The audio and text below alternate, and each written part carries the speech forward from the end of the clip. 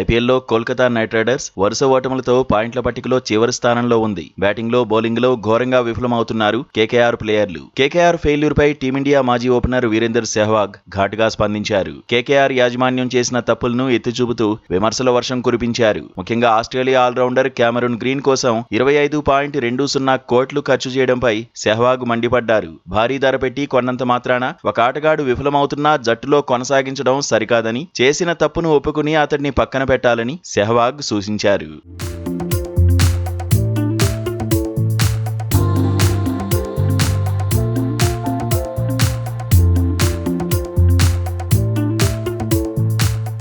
ఈ సీజన్లో కేకేఆర్ ఇప్పటివరకు ఆడిన 5 మ్యాచ్ల్లో ఒక్క విజయం కూడా నమోదు చేయలేదు. ఆండ్రీ రసెల్ స్థానాన్ని భర్తీ చేస్తాడని భావించిన క్యామరూన్ గ్రీన్ అటు బ్యాటింగ్లోనూ ఇటు బౌలింగ్లోనూ తీవ్రంగా నిరాశపరిచాడు. 5 మ్యాచ్ల్లో కేవలం 56 పరుగులు మాత్రమే చేసి ఒకే ఒక్క వికెట్ తీశాడు. ముఖ్యంగా చెన్నై సూపర్ కింగ్స్ తో జరిగిన మ్యాచ్లోనూ గ్రీన్ డకౌట్ కావడంతో కేకేఆర్ 32 పరుగుల తేడాతో ఓటమి పాలైంది. గ్రీన్ ప్రస్తుతం జట్టుకు ఒక భారంగా మారాడని సెహ్వాగ్ వ్యాఖ్యానించారు.